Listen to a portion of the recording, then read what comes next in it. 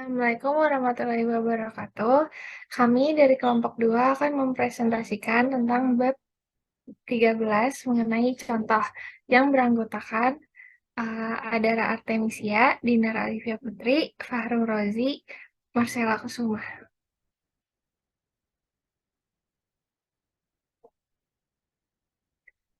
Sebelumnya, untuk bab 13 ini, desain dan survei eksperimental berguna dan kuat dalam menemukan jawaban atas pertanyaan penelitian melalui pengumpulan data dan analisis selanjutnya.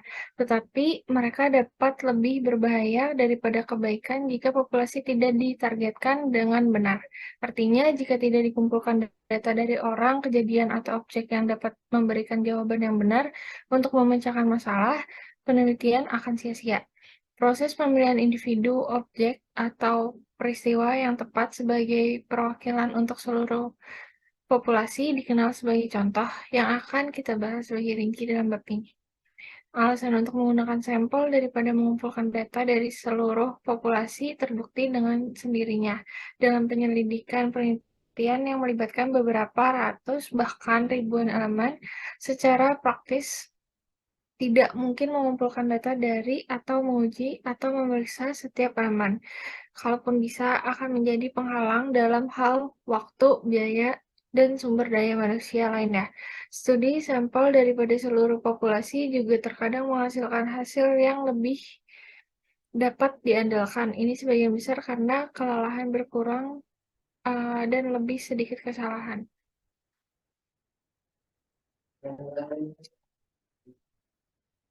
Selanjutnya ini ada gambar the research process and where this chapter fits in. Nah, oleh karena itu menghasilkan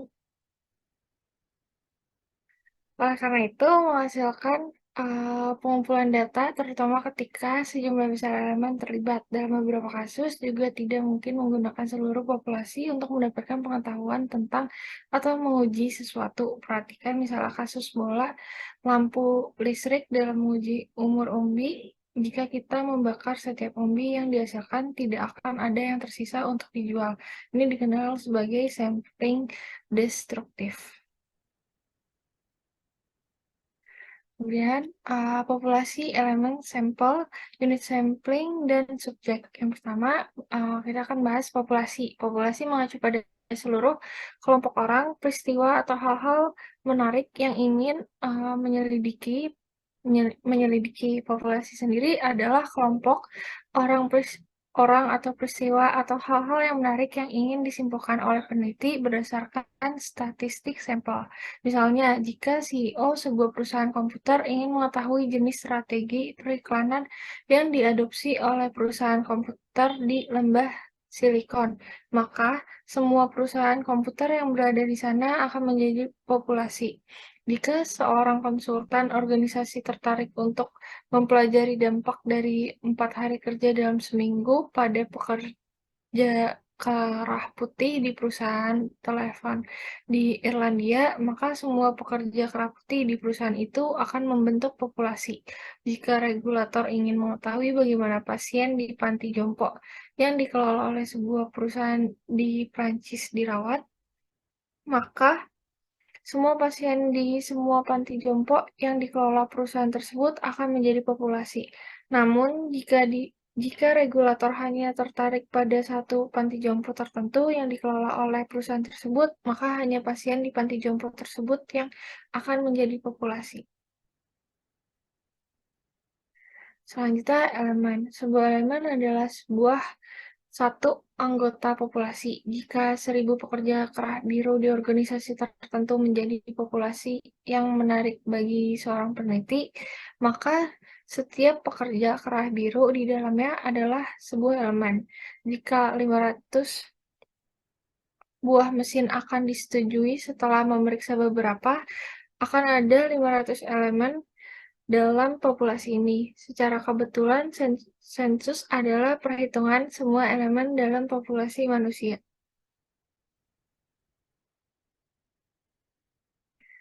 Selanjutnya, sampel. Sampel merupakan bagian dari populasi. Ini terdiri dari beberapa anggota yang dipilih darinya. Dengan kata lain, beberapa tetapi tidak semua. Elemen populasi membentuk sampel. Jika 200 anggota diambil dari populasi 1.000 pekerja kerah biru, 200 anggota ini menjadi sampel penelitian. Artinya, dari kajian terhadap 200 anggota ini, peneliti akan menarik kesimpulan tentang seluruh populasi 1.000 pekerja kerah biru. Demikian juga jika ada 145 pasien rawat inap di sebuah rumah sakit dan 40 diantaranya akan disurvei oleh administrator rumah sakit untuk menilai tingkat kepuasan mereka terhadap perawatan yang diterima. Maka 40 anggota ini akan menjadi sampel. Sampel demikian subkelompok atau bagian dari populasi. Dengan mempelajari sampel, peneliti harus dapat menarik kesimpulan yang dapat digeneralisasikan untuk populasi yang diminati.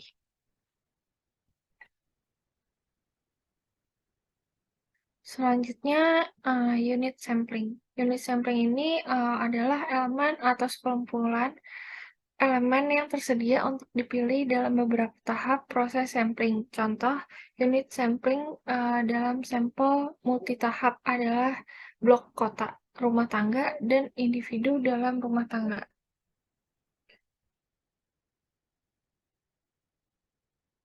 Selanjutnya, subjek. Subjek adalah anggota tunggal dari sampel, seperti halnya elemen adalah anggota tunggal dari populasi. Jika 200 anggota dari total populasi 1.000 pekerja kerah biru menjadi sampel penelitian, maka setiap pekerja kerah biru dalam sampel adalah subjek. Sebagai contoh lain, jika sampel 50 mesin dari total 500 mesin akan diperiksa, maka masing-masing dari 50 mesin adalah subjek, sama seperti setiap mesin dalam populasi total 500 mesin adalah elemen. Selanjutnya, data sampel dan nilai populasi. Saat peneliti mengambil sampel, unit pengambilan sampel seperti karyawan, konsumen, dan sejenisnya memberi peneliti tanggapan. Misalnya, konsumen yang menanggapi pertanyaan survei dapat memberikan jawaban 3. Saat peneliti memeriksa respon yang peneliti dapatkan untuk seluruh sampel peneliti memanfaatkan statistik. Pada bab 14, akan dijelaskan bahwa ada berbagai macam statistik yang dapat digunakan, seperti rata-rata, median, atau modus. Namun, alasan peneliti mengambil sampel adalah karena tertarik pada karakteristik populasi yang peneliti ambil sampelnya. Jika kita mempelajari seluruh populasi dan menghitung rata-rata atau standar deviasi, maka kita tidak menyebutnya sebagai statistik. Sebaliknya, peneliti menyebutnya parameter dari populasi. Parameter. Selanjutnya parameter. Parameter ini ciri-ciri penduduk seperti rata-rata populasi, deviasi standar populasi, dan juga varians populasi disebut sebagai parameter. Kecenderungan sentral, dispersi, dan statistik lainnya dalam sampel yang menarik untuk penelitian diperlukan sebagai perkiraan dari kecenderungan sentral, dispersi, dan parameter populasi lainnya. Dengan demikian, semua kesimpulan yang diambil tentang sampel yang diteliti digeneralisasikan ke populasi. Dengan kata lain, statistik sampel, rata-rata sampel, standar deviasi, dan variasi dalam sampel digunakan sebagai estimasi parameter populasi. Selanjutnya, keterwakilan sampel. Kebutuhan untuk memilih sampel yang tepat untuk investigasi penelitian tidak bisa selalu ditekankan. Kita tahu bahwa jarang sekali sampel merupakan replika yang tepat dari populasi yang diambil. Sebagai contoh, hanya sedikit sekali rata-rata sampel yang sama persis dengan rata-rata populasi. Begitu juga dengan standar deviasi sampel yang tidak mungkin sama dengan standar deviasi populasi. Namun, jika kita memilih sampel dengan cara ilmiah, kita dapat cukup yakin bahwa statistik sampel cukup dekat dengan parameter populasi.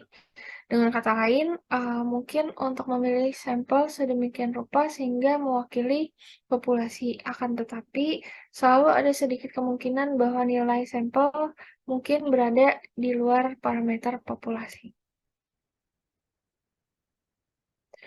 Selanjutnya, normalitas distribusi.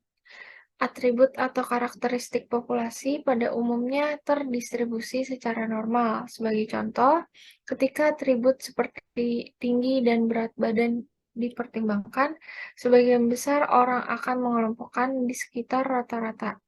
Hanya menyisakan sejumlah kecil orang yang sangat tinggi atau sangat pendek, sangat berat atau sangat ringan, dan seterusnya.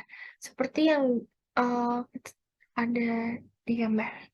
Jika kita ingin memperkirakan karakteristik populasi dari mereka yang diwakili dalam sampel dengan akurasi yang masuk akal, sampel harus dipilih sedemikian rupa sehingga didistribusi karakteristik yang diminati mengikuti pola yang sama dari distribusi normal dalam sampel seperti halnya dalam populasi dari teorema limit pusat, kita tahu bahwa distribusi sampel dari rata-rata sampel terdistribusi secara normal.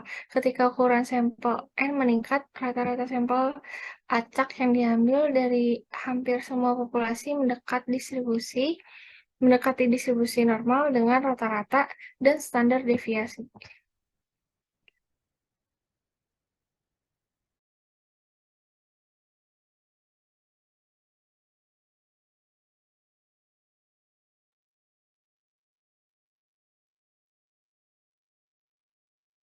Singkatnya, terlepas dari apakah atribut populasi terdistribusi secara normal atau tidak, jika kita mengambil sampel dalam jumlah yang cukup banyak dan memilih dengan hati-hati, kita akan mendapatkan distribusi sampling dari rata-rata yang normal. Inilah alasan mengapa dua isu penting dalam pengambilan sampel adalah ukuran sampel dan desain pengambilan sampel seperti yang akan dibahas nanti.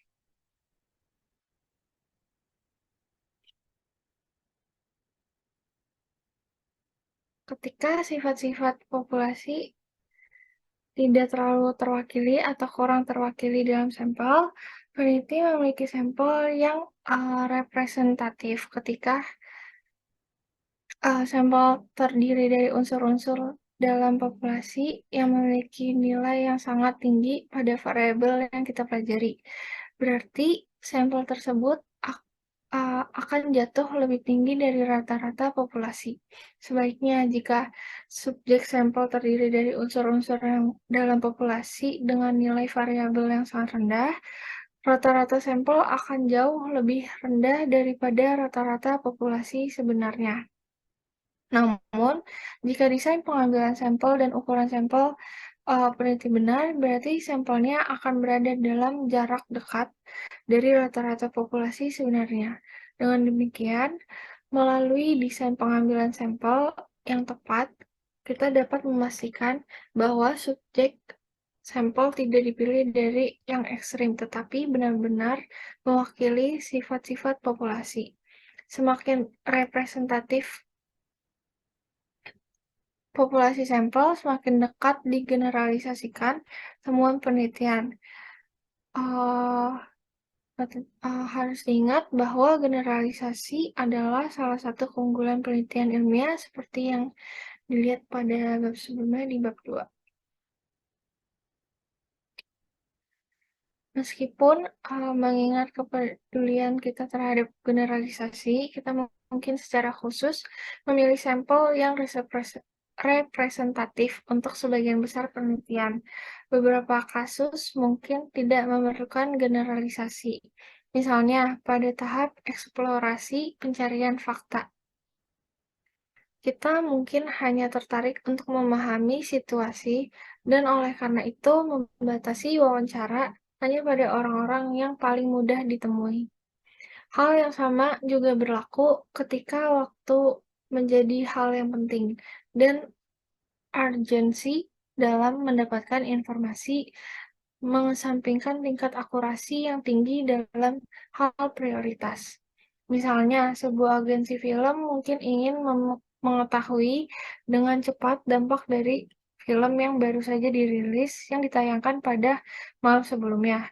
Wawancara dapat menanyai 20 orang pertama yang keluar dari bioskop setelah menonton film tersebut dan mendapat reaksi mereka.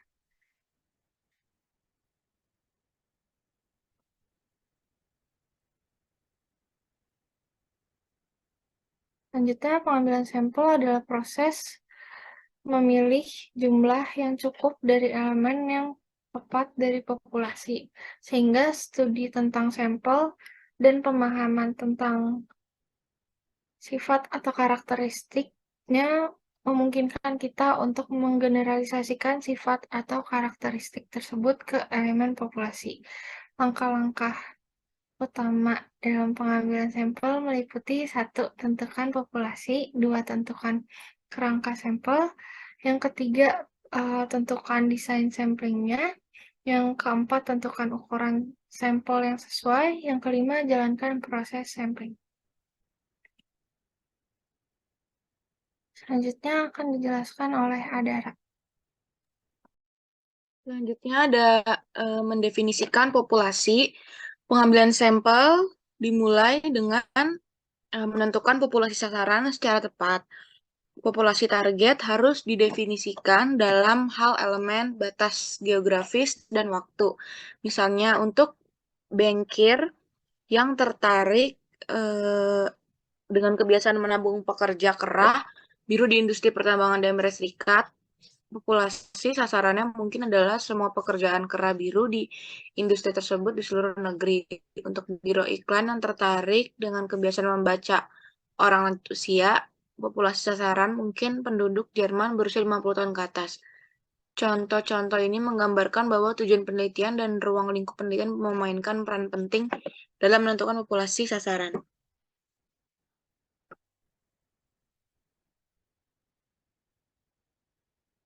Next.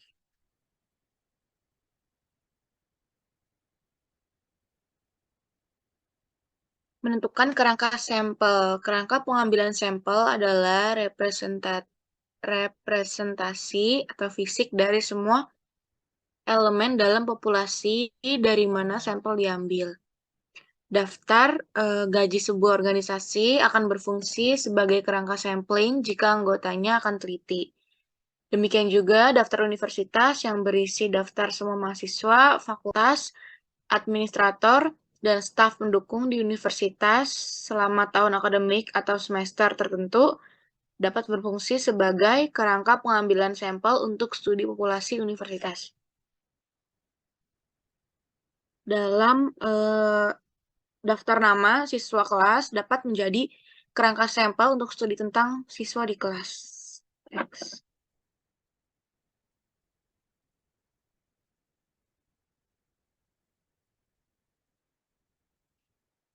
Menentukan kerangka sampel. Meskipun kerangka sampling berguna dalam memberikan daftar setiap elemen dalam populasi, itu mungkin tidak selalu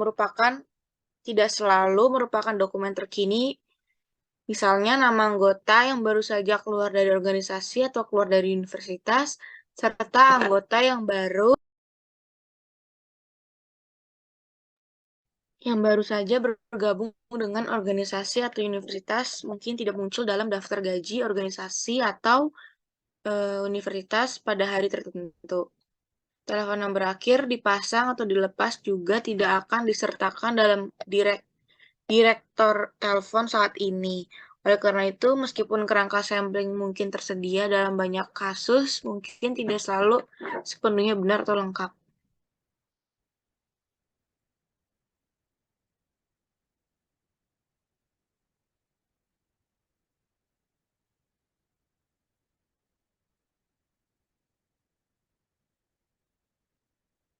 Menentukan desain sampling.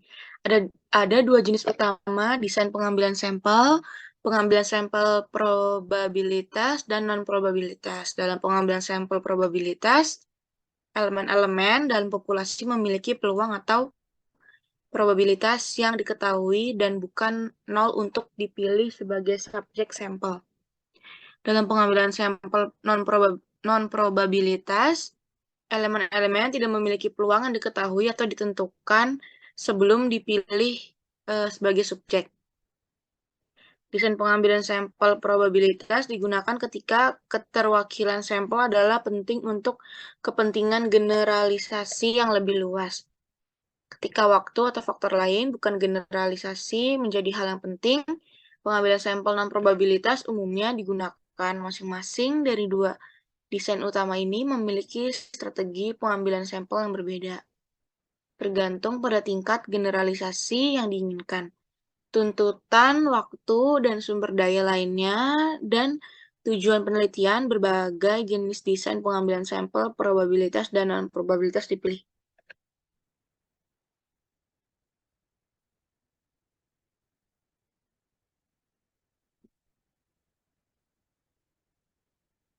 Menentukan desain sampling.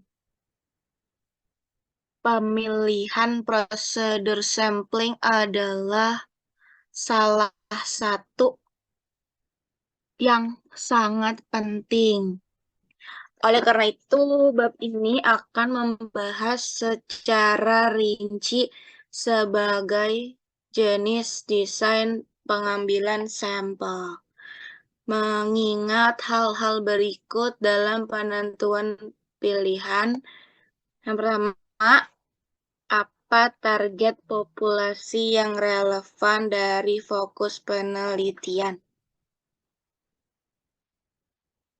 Yang kedua, apa sebenarnya parameter yang ingin kita selidiki? Yang ketiga, sampling frame seperti apa yang tersedia? Yang keempat, berapa biaya yang melekat pada desain pengambilan sampel? Yang kelima, berapa banyak waktu yang tersedia untuk mengumpulkan data dari sampel? Next.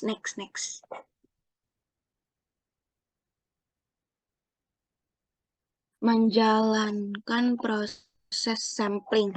Dua contoh berikut mengilustrasikan bagaimana pada tahap akhir proses pengambilan sampel, keputusan sehubung dengan populasi sasaran, kerangka pengambilan sampel, teknik sampel, dan ukuran sampel harus diterapkan.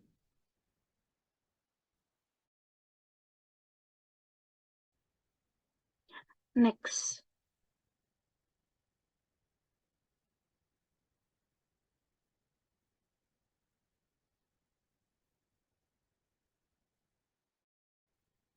Ketika elemen-elemen dalam populasi memiliki peluang yang diketahui dan bukan nol untuk dipilih sebagai subjek dalam sampel, kami menggunakan desain sampling probabilitas.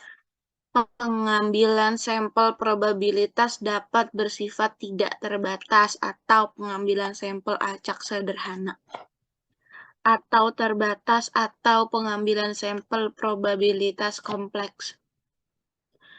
Yang pertama, pengambilan sampel acak tidak terbatas atau sederhana.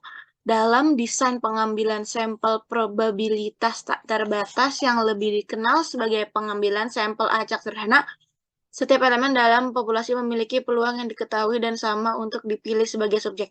Katakanlah ada 1000 elemen dalam populasi dan kita membutuhkan sampel sebanyak 100. Misalkan kita menjatuhkan potongan-potongan kertas ke dalam sebuah topi, masing-masing bertuliskan nama salah satu elemen dan mengambil 100 diantaranya dari topi tersebut dengan mata tertutup. Kita tahu bahwa potongan pertama yang terambil akan memiliki peluang 1000 untuk terambil. Potongan berikutnya memiliki peluang 1999 untuk terambil, dan seterusnya. Next.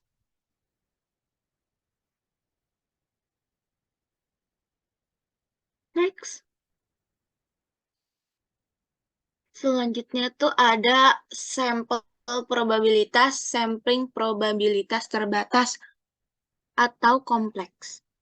Sebagai alternatif dari desain sampling acak sederhana, beberapa pengambilan sampel probabilitas kompleks atau probabilitas terbatas ini dapat digunakan. Prosedur pengambilan sampel probabilitas ini menawarkan alternatif yang layak dan terkadang lebih efisien. Untuk desain tak terbatas yang baru saja kita diskusikan, efisiensi ditingkatkan karena lebih banyak informasi dapat diperoleh untuk ukuran sampel tertentu menggunakan beberapa prosedur pengambilan sampel probabilitas yang kompleks daripada desain pengambilan sampel acak sederhana.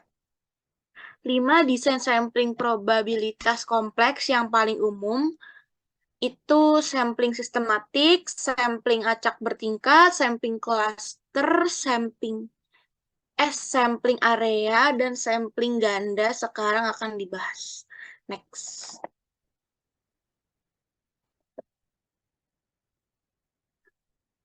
Berikut ada contoh pengambilan sampel sistematis. Desain pengambilan sampel sistematis melibatkan pengundian setiap elemen ke N dalam populasi, yang dimulai dengan elemen yang dipilih secara acak antara 1 dan N. Prosedurnya dicontohkan di bawah ini. Jika kita menginginkan sampel 35 rumah tangga dan dari total populasi 260 rumah di suatu wilayah tertentu, maka kita dapat mengambil sampel setiap 7 rumah mulai dari nomor acak 1 sampai 7. Misalnya,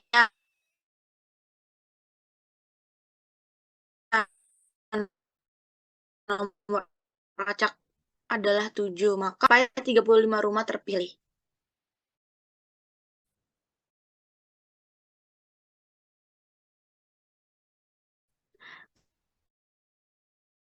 Satu masalah yang harus diingat, yang menyusup ke dalam sampel. Dalam contoh di atas, misalnya katakanlah setiap rumah ketujuh adalah rumah sudut. Jika fokus studi penelitian yang dilakukan oleh industri konstruksi adalah untuk mengendalikan polusi suara, populasi suara yang dialami oleh penduduk melalui penggunaan filtering yang tepat bahan, maka penghuni rumah sudut mungkin tidak terkena kebisingan sebanyak rumah yang berada di antaranya. Next.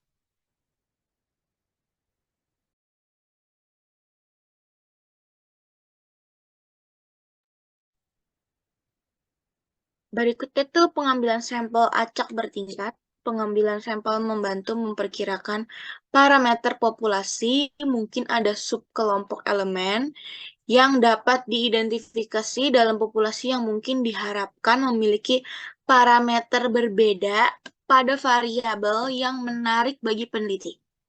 Misalnya, untuk Direktur Manajemen Sumber Daya Manusia yang tertarik untuk menilai sejauh mana pelatihan yang dibutuhkan oleh karyawan dalam sistem. Seluruh organisasi akan membentuk populasi untuk dipelajari. Tetapi tingkat, kualitas, dan intensitas pelatihan yang diinginkan oleh manajer tingkat menengah, manajer tingkat bawah, penyelia lini pertama, analisis komputer, pekerjaan administrasi, dan seterusnya akan berbeda untuk setiap kelompok. Pengetahuan tentang jenis perbedaan kebutuhan yang ada untuk kelompok yang berbeda akan membantu direktur mengembangkan program pelatihan yang bermanfaat dan bermakna bagi setiap kelompok dalam organisasi. Oleh karena itu, data harus dikumpulkan dengan cara yang akan membantu penilaian kebutuhan pada setiap tingkat subkelompok dalam populasi. Unit analisis kemudian akan berada di tingkat kelompok dan proses. Next. Next. Next.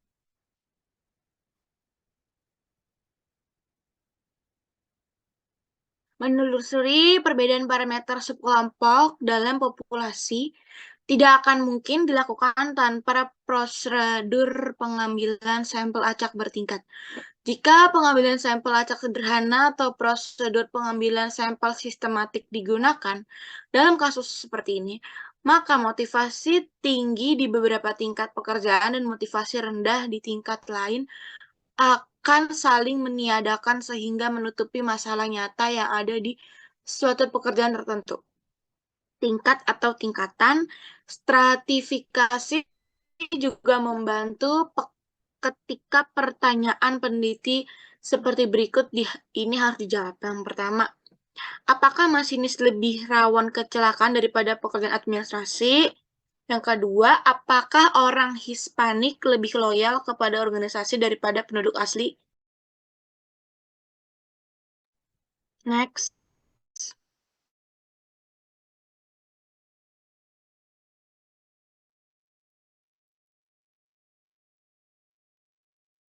Setelah populasi telah distratifikasi dalam beberapa cara untuk yang bermakna, sampel anggota dari setiap strata dapat ditarik menggunakan pengambilan sampel acak sederhana atau prosedur pengambilan sampel sistematik. Subjek yang diambil dari setiap strata dapat proporsional atau tidak proporsional dengan jumlah elemen dalam strata tersebut. Misalnya, jika sebuah organisasi. Next.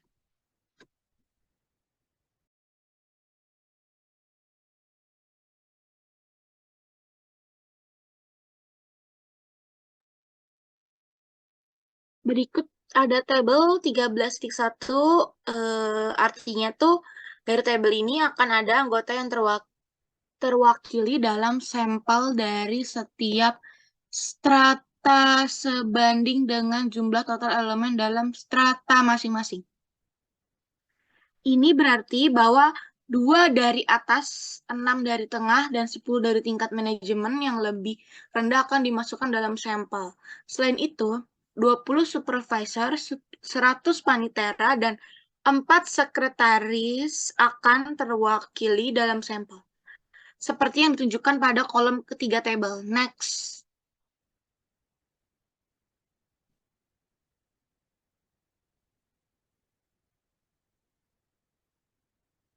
Pengambilan sampel cluster. Sampel cluster adalah sampel yang dikumpulkan dalam kelompok atau potongan elemen yang idealnya merupakan agregat alami dari elemen atau populasi.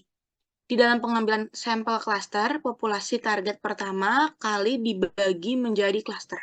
Kemudian, sampel acak dari cluster diambil dan untuk setiap cluster yang dipilih. Semua elemen atau sampel elemen dimasukkan ke dalam sampel. Sampel cluster menawarkan lebih banyak heterogenitas dalam kelompok dan lebih banyak homogenitas di antar kelompok. Kebalikan dari apa yang kami temukan dalam pengambilan sampel acak bertingkat, di mana ada homogenitas dalam setiap kelompok dan heterogenitas. Selanjutnya ada pengambilan sampel cluster. Sampel cluster adalah sampel yang dikumpulkan dalam kelompok atau potongan elemen yang idealnya merupakan agregat alami dari elemen dalam populasi. Di dalam pengambilan sampel cluster, populasi target pertama kali dibagi menjadi cluster. Kemudian, sampel acak dari cluster diambil untuk setiap cluster yang dipilih. Semua elemen atau sampel elemen dimasukkan ke dalam sampel, dan sampel cluster menawarkan lebih banyak heterogenitas dalam kelompok dan lebih banyak homogenitas antar kelompok. Kebalikan dari apa yang kami temukan dalam pengambilan sampel acak bertingkat, mana ada homogenitas dalam setiap kelas antar kelompok. Next.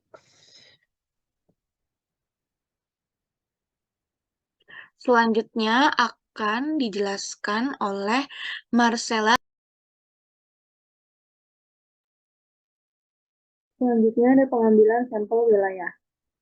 Sampel cluster adalah sampel yang dikumpulkan dalam kelompok atau potongan elemen yang idealnya merupakan agregat alami dari elemen dalam populasi. Di dalam pengambilan sampel klaster, populasi target pertama kali dibagi menjadi klaster. Kemudian, sampel acak dari klaster diambil dan untuk setiap klaster yang dipilih. Semua elemen atau sampel elemen dimasukkan ke dalam sampel. Sampel klaster menawarkan lebih banyak heterogenitas dalam kelompok dan lebih banyak homogenitas di antara kelompok. Kebalikan dari apa yang kami temukan dalam pengambilan sampel acak bertingkat, di mana ada homogenitas dalam setiap kelompok dan heterogenitas antar kelompok. Next.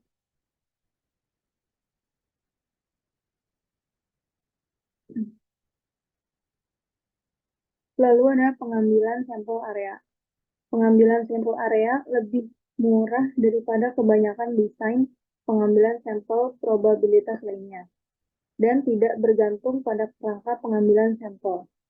Peta kota yang menunjukkan blok-blok kota tersebut merupakan informasi yang cukup untuk memungkinkan seorang peneliti mengambil sampel blok-blok tersebut dan mendapatkan data penduduk di dalamnya. Motivasi utama untuk pengambilan sampel klaster adalah pengurangan biaya. Biaya unit pengambilan sampel klaster jauh lebih rendah dibandingkan dengan desain pengambilan sampel probabilitas lainnya dari pengambilan sampel acak sederhana atau bertingkat atau pengambilan sampel sistematik. Namun, pengambilan sampel klaster memperlihatkan bias yang lebih besar dan paling tidak dapat digeneralisasikan dari semua desain pengambilan sampel probabilitas. Karena sebagian besar klaster yang terjadi secara alami dalam konteks organisasi tidak mengandung elemen heterogen. Next.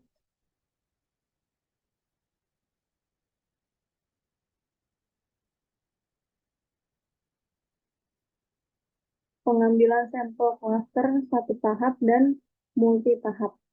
Jika melakukan survei nasional terhadap rata-rata simpanan bank bulanan, pengambilan sampel klaster pertama-tama akan digunakan untuk memilih lokasi geografis perkotaan, semi perkotaan, dan pedesaan untuk dipelajari. Pada tahap selanjutnya, daerah-daerah tertentu di masing-masing lokasi ini akan dipilih. Pada tahap ketiga, bank-bank di setiap wilayah akan dipilih. Dengan kata lain, pengambilan sampel klaster multitahap melibatkan pengambilan sampel probabilitas dari unit pengambilan sampel utama. Dari masing-masing unit primer ini, sampel probabilitas dari unit sampling sekunder kemudian diambil, yaitu tingkat ketiga dari sampling probabilitas dilakukan dari masing-masing unit sekunder ini, dan seterusnya sampai kita telah mencapai tahap akhir penguraian unit sampel ketika kita mengambil sampel setiap anggota dalam unit-unit tersebut. Next.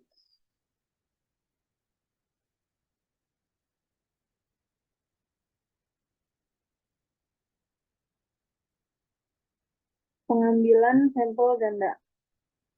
Rancangan pengambilan sampel di mana awalnya sampel digunakan dalam penelitian untuk mengumpulkan beberapa informasi awal yang menarik, dan kemudian subsampel dari sampel utama ini digunakan untuk memeriksa masalah secara lebih rinci. Misalnya, wawancara terstruktur mungkin menunjukkan bahwa subkelompok responden memiliki lebih banyak wawasan tentang masalah organisasi. Responden ini mungkin akan diwawancarai lagi dan mengajukan pertanyaan tambahan. Penelitian ini mengadopsi prosedur double sampling. Next.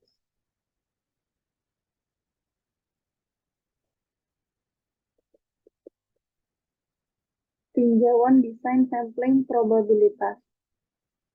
Ada dua rencana pengambilan sampel probabilitas dasar. Yang pertama, pengambilan sampel acak tidak terbatas atau sederhana. Yang kedua, rencana pengambilan sampel probabilitas terbatas atau kompleks. Dalam desain pengambilan sampel acak sederhana, setiap elemen dalam populasi memiliki peluang yang diketahui dan sama untuk dipilih sebagai subjek. Rencana probabilitas kompleks terdiri dari 5 desain pengambilan sampel yang berbeda. Dari kelima ini, desain sampling cluster mungkin yang paling murah dan juga paling tidak dapat diandalkan, tetapi digunakan ketika tidak ada daftar elemen populasi yang tersedia. Next.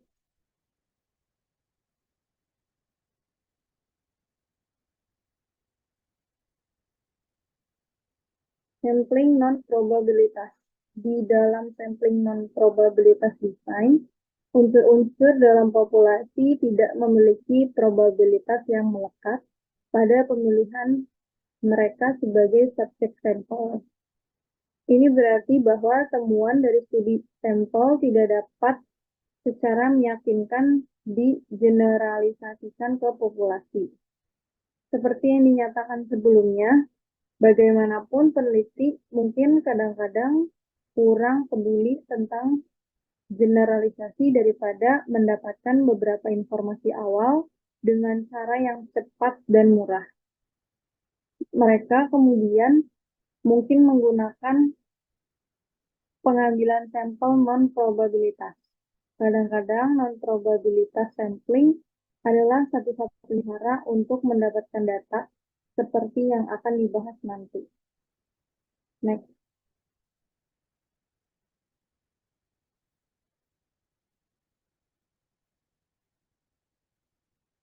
Ini Selanjutnya ada sampling non-probabilitas. Di dalam sampling non-probabilitas design, unsur-unsur dalam populasi tidak memiliki probabilitas yang melekat pada pemilihan mereka sebagai subjek sampel. Ini berarti bahwa temuan dari studi sampel tidak dapat secara meyakinkan digeneralisasikan ke populasi. Seperti yang dinyatakan sebelumnya, bagaimanapun peneliti mungkin kadang-kadang kurang peduli tentang generalisasi daripada mendapatkan beberapa informasi awal dengan cara cepat dan murah. Mereka kemudian mungkin menggunakan pengambilan sampel non-probabilitas. Kadang-kadang non-probabilitas sampling adalah satu-satunya cara untuk mendapatkan data, seperti yang akan dibahas nanti. Next.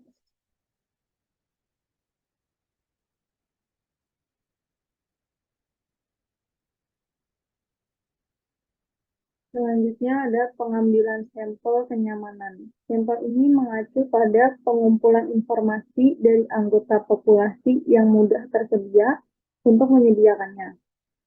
Orang akan mengharapkan kontes Pepsi Challenge yang diselenggarakan berdasarkan pengambilan sampel yang mudah.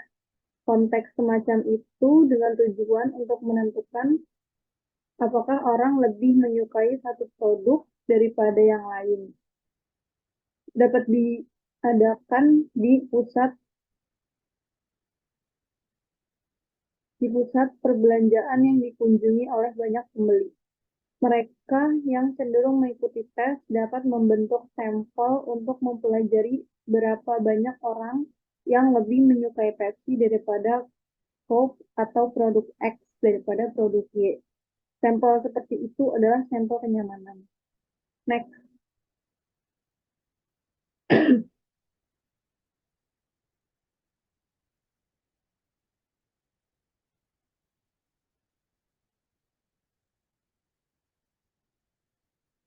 Selanjutnya ada sampling purposive. Sampling di sini terbatas pada jenis orang tertentu yang dapat memberikan informasi yang diinginkan, baik karena hanya mereka yang memilikinya atau mereka memenuhi beberapa kriteria yang ditetapkan oleh peneliti. Jenis desain sampling ini disebut pengambilan sampel bertujuan. Dan dua jenis utama purposive sampling, yaitu yang pertama judgment sampling dan quota sampling. Sekarang akan dijelaskan. Next.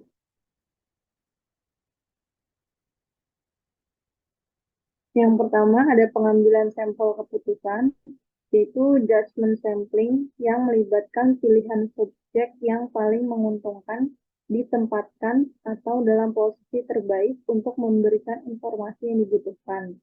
Yang kedua, pengambilan sampel kuota. Sampel ini jenis purposive sampling kedua, yang memastikan bahwa kelompok tertentu terwakili secara memadai dalam penelitian melalui pemberian kuota. Umumnya, kuota yang ditetapkan untuk setiap subkelompok didasarkan pada jumlah total setiap kelompok dalam populasi. Namun, karena ini adalah rencana pengambilan sampel non-probabilitas, hasilnya tidak dapat digeneralisasikan untuk populasi. Next.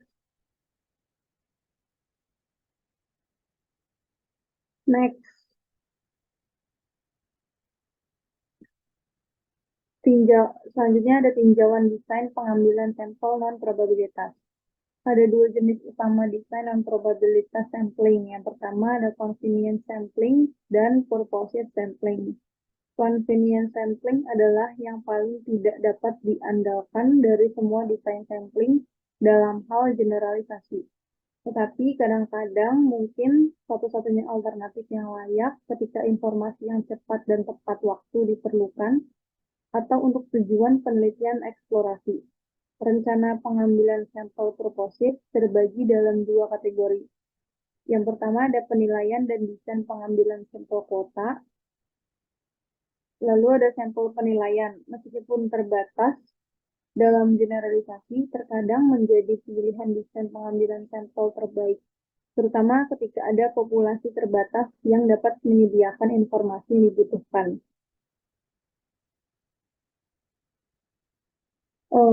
Pengambilan sampel kuota sering digunakan dengan pertimbangan biaya dan waktu serta kebutuhan untuk mewakili elemen minoritas secara memadai dalam populasi.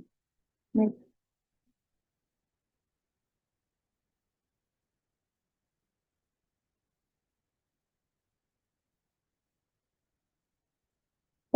Berikut adalah tabel 13.2, yaitu desain sampling probabilitas dan non-probabilitas. Selanjutnya ada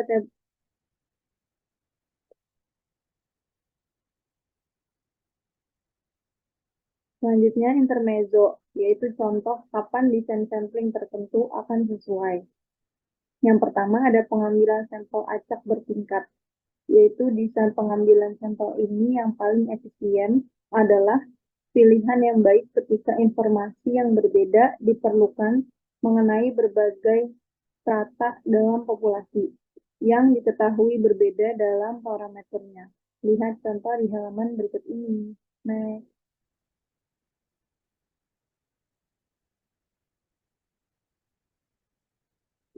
Yang kedua ada intermezzo, contoh kapan desain sampling tertentu akan sesuai, yaitu pengambilan sampel sistematis. Sampel sistematis tidak disarankan jika bias sistematis dapat diantisipasi untuk hadir. Misalnya, sampling sistematik dari direktori personalia sebuah perusahaan, atau khususnya bila perusahaan tersebut memiliki jumlah karyawan yang sama di setiap departemen, yang mencantumkan nama individu berdasarkan departemen dengan kepala departemen dicantumkan terlebih dahulu dan sekretaris. Kemungkinan bias sistematis yang merayap ke dalam data tidak dapat dikesampingkan dalam kasus ini, karena proses seleksi dapat berakhir dengan memilih masing-masing kepala departemen atau sekretaris departemen sebagai subjek sampel. Hasil dari sampel tersebut jelas akan bias dan tidak dapat digeneralisasikan meskipun menggunakan prosedur sampling probabilitas. Next.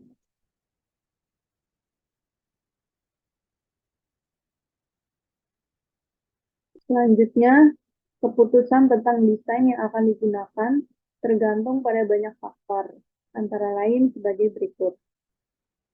Yang pertama, tingkat pengetahuan sebelumnya di bidang penelitian yang dilakukan.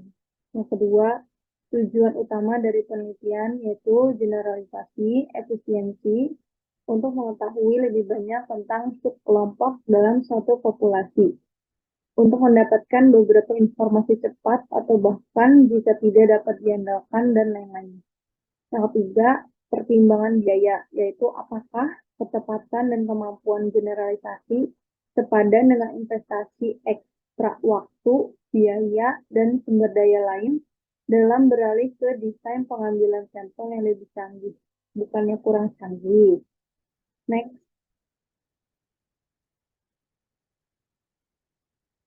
Selanjutnya akan dibacakan oleh Fahrul Razi.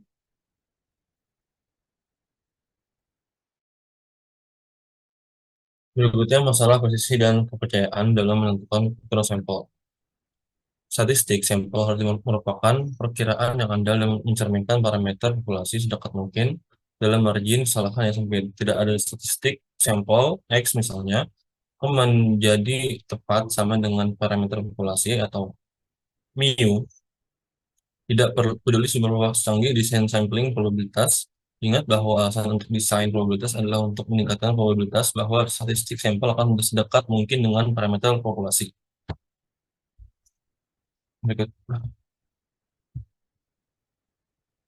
Berikutnya yaitu presisi. Mengacu pada seberapa dekat perkiraan kami dengan karakteristik populasi yang sebenarnya. Presisi adalah fungsi dari rentang variabilitas dalam distribusi sampling data sampel. Artinya, jika kita mengambil sejumlah sampel yang berbeda dari suatu populasi dan mengambil data-data dari masing-masingnya, biasanya kita akan menentukan bahwa semuanya berbeda, terdistribusi normal, dan memiliki dispersi yang terkait dengannya. Semakin kecil dispersi atau variabilitas ini, semakin besar kemungkinan rata-rata sampel mendekati rata-rata populasi. Singkatnya, semakin dekat kita ingin hasil sampel kita mencerminkan populasi, semakin besar presisi yang harus kita tuju. Semakin besar ketelitian yang dibutuhkan, semakin besar ukuran sampel yang dibutuhkan, terutama bila variabilitas dalam populasi itu sendiri besar. Berikutnya itu kepercayaan diri. Kepercayaan mencerminkan tingkat kepastian dan dengannya kita dapat menyatakan bahwa perkiraan parameter populasi kita berdasarkan statistik sampel kita akan berlaku. Tingkat kepercayaan dapat berkisar antara 0 hingga 100%. Kemungkinan 95% adalah tingkat yang diterima secara konvensional untuk sebagian besar penelitian bisnis. Paling sering dinyatakan dengan menunjukkan tingkat signifikansi sebagai P kurang dari 0,05. Data sampel, presisi, dan keyakinan dalam estimasi. Ketepatan dan kepercayaan diri adalah masalah penting dalam pengambilan sampel karena ketika kita menggunakan sampel untuk menarik kesimpulan tentang populasi, kita berharap cukup tepat sasaran dan memiliki beberapa gagasan terkait tingkat kesalahan yang mungkin terjadi karena estimasi titik tidak memberikan ukuran kemungkinan kesalahan. Kami melakukan estimasi interval untuk memastikan A relatif akurat estimasi parameter populasi. Ukuran sampel N adalah fungsi dari yaitu variabilitas dalam populasi. Terus diperlukan ketelitian tingkat kepercayaan yang diinginkan dan jenis rencana sampling yang digunakan. Misalnya sampel random sampling versus stratified random sampling. Next yaitu trade-off antara keyakinan dan presisi. Ketepatan dan kepercayaan diri adalah masalah penting dalam pengambilan sampel karena ketika kita menggunakan sampel untuk menarik kesimpulan tentang populasi, kita berharap cukup tepat sasaran dan memiliki beberapa gagasan tentang tingkat kesalahan yang mungkin terjadi. Karena estimasi titik tidak memberikan ukuran kemungkinan kesalahan, kami melakukan estimasi interval untuk memastikan relatif akurat estimasi parameter populasi.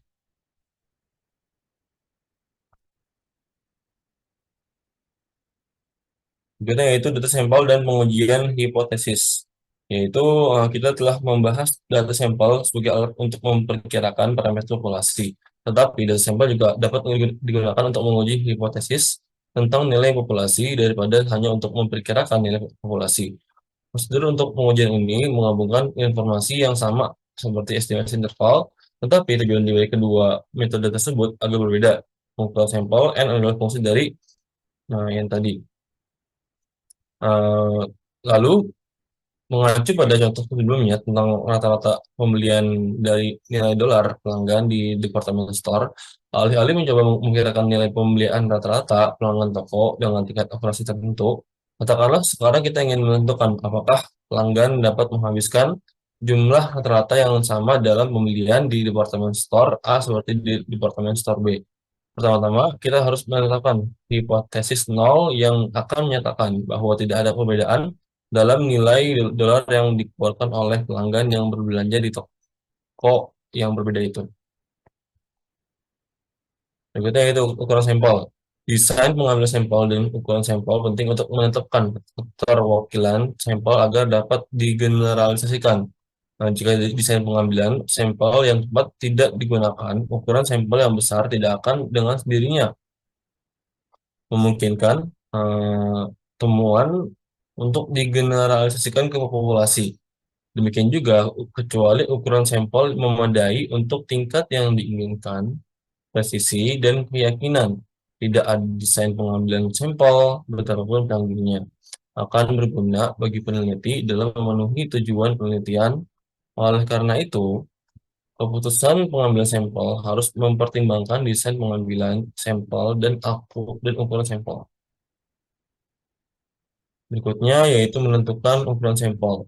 Sejauh ini kita telah membahas ukuran sampel dan dalam konteks presisi dan kepercayaan terhadap satu variabel saja. Namun dalam penelitian, kerangka teoritis memiliki beberapa variabel yang menarik dan muncul pertanyaan tentang bagaimana seseorang harus menghasilkan ukuran sampel ketika semua faktor diperhitungkan. Clichy and Morgan tahun 1970 sangat menyederhanakan keputusan ukuran dengan menyediakan tabel yang memastikan model keputusan yang baik. Seperti di dalam buku itu di tabel 13.3, yaitu tentang memberikan pedoman ilmiah umum untuk keputusan ukuran sampel.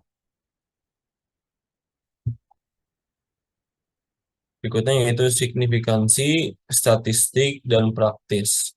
Hal lain yang perlu dipertimbangkan bahkan dengan ukuran sampel yang sesuai adalah apakah signifikansi statistik lebih relevan daripada signifikansi praktis.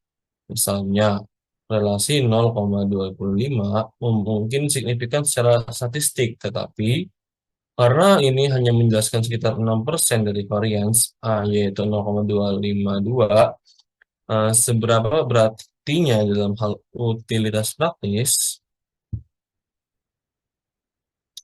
Di sini kita akan membahas tentang aturan praktis. Menurut Roscoe, 1975, mengusulkan aturan praktis berikut untuk menentukan ukuran sampel. Yang pertama, ukuran sampel yang lebih besar dari 30 dan kurang dari 500 sesuai dengan untuk sebagian besar penelitian.